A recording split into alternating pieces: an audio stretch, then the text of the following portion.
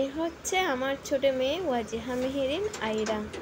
প্রতিদিন দুপুরে ঘুম থেকে উঠে বাইনা ধরে কোথাও না কোথাও বেড়াতে যাবে। উঠে বলবে আম্মু আসো নানুর বাড়ি যাই, কিন্তু নানুর বাড়ি তো অনেক দূরে, বললেই যাওয়া যায় না। তাই আমি বললাম চলো তোমার মেজাম্মুদের বাড়িতে যাই, যেটা সবচেয়ে কাছে সেখানেই বেশি যাওয়া হয়। আইরা তো অনেক খুশি, নিচে যাব বললাম তাই। ওর নানুর বাড়ির দূরত্ব হচ্ছে, নানুর বাড়ি হচ্ছে কক্সবাজার চকরিয়া, আর দাদুর বাড়ি হচ্ছে কক্সবাজার রুকিয়া ফালনকালী। তাই নানুর বাড়িতে বেশি যাওয়া হয় না, দাদুর বাড়ির সব আত্মীয় স্বজনের কাছে একটু বেশি যাওয়া হয় আইরা তো এখন খুশি, নিচে যাবে। নিচে যে সিঁড়িটা করা হলো সেটা হচ্ছে একটু বাড়ির আঙ্গিনার ভিতরের দিকে করা হলো।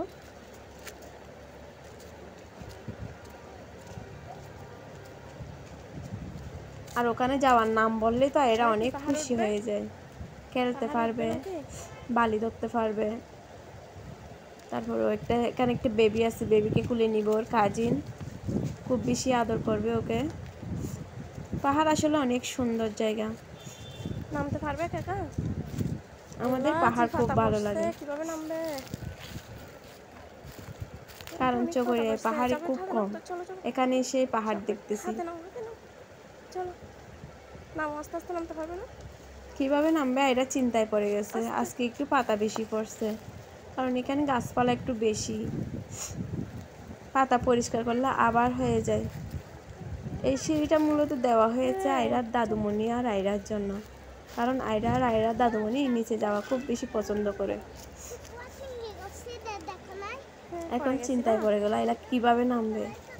ওর চেয়ে ছোট বাচ্চারাও আবার নামতে পারে, আয়রা একটু ভয় পায়, তাই নামতে কষ্ট হচ্ছে।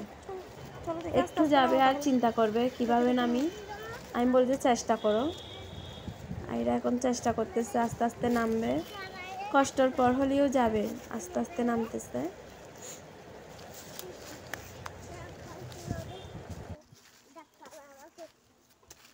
এখানে সব পাতা হয়ে গেছে তো, এই জন্য বেশি পিছলা হয়ে গেছে। আয়রা আস্তে আস্তে নামতেছে, কষ্ট হচ্ছে একটু। সবাই চলে আসছে। আয়রা এখনো নামাটা শেষ করতে পারলো না, নামতে পারলো অবশেষে। আয়রা নেমেই খুশি হয়ে গেছে, একটা দৌড় দিচ্ছে, সামনে যাচ্ছে আয়রা। এখানে আমার আম গাছ দেখলো, ওর মেজাম্মুর বাসায় অনেক আম গাছ আছে। আয়রা ওখানে যাইলে আম খাইতে চাইবে, আর ওর মেজাম্মুকে বেশি বেশি আম দিবে।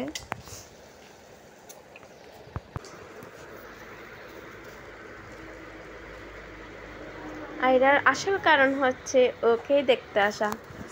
আয়রা ওকে খুব বেশি ভালোবাসে। ওর কাজিন শাইলা ঘুমাইছে, আসলে ঘুম থেকে তুলে দিবে ওকে, ঘুম থেকে তুলে একটু আদর করতে হবে।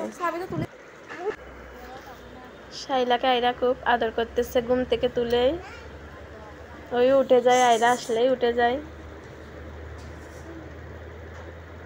শাইলাও যেন বুঝে রক্তের টান, কিভাবে আয়রাকে আদর করতেছে দেখুন। তোমাকে ধরতেছে, ছোট হলে ওর আপুকে ও চিনে।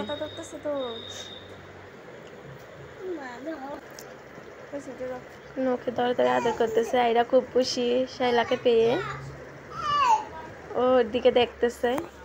আয়রার আরেকটা কারণ হলো এখানে আসার, এই যে বালি ধরা, বালি ধরা শুরু হয়ে গেছে, বালি নিয়ে একটু বেশি খেলতে পারে। ওর আরেক বান্ধবী চলে আসছে, আফসানা আপু, ওর বেস্ট ফ্রেন্ড, বড় আপু। বড় আপু হলে ওকে ও বেস্ট ফ্রেন্ড বলেই ভাবে। আফসানা আবার ওকে ওখান থেকে ফুল নিয়ে বউ সাজাবে, মালা গেঁথে দিবে, ওগুলো আয়রার এই জন্য খুব ভালো লাগে, মানে আফসানা আপুর জন্য পাগল। এখন আফসানাকে দেখাই দিচ্ছে কিভাবে ফুল নিবে। আফসানাও চেষ্টা করতেছে ওর জন্য ফুল নিবে বেশি করে।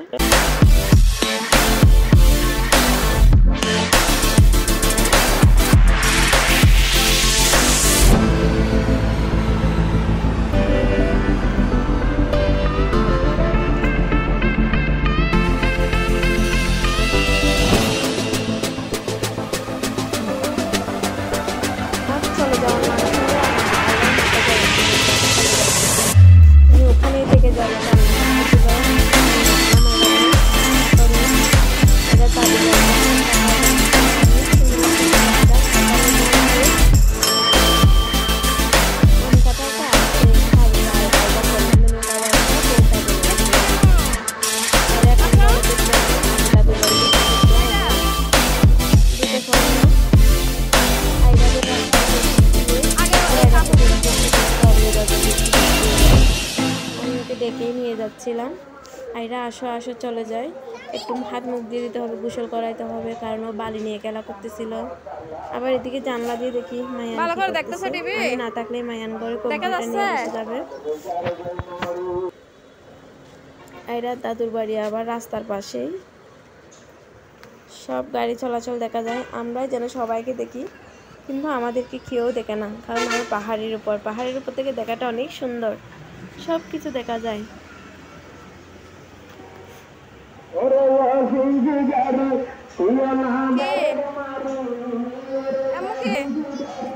আইরার তো ঘরে ঢুকতেই মন চায় না। এই যে মায়ান আমাকে দেখলোই না, কি কি দেখতেছে দেখতেছো এগুলো? দেখি আমি যে তোমার আব্বুকে দেখাবো। কম্পিউটার ছেড়ে ওখানে টিকটক দেখতেছে। দেখাই ও আমাকে খেয়াল করেনি, ওর কি বাবাকে দেখতেছো বলে দিব টিভিতে? বললাম, তাড়াতাড়ি উঠে গেছে, ভালো জিনিস নাই উঠেই কিছু? বন্ধ করে দিবে এখন।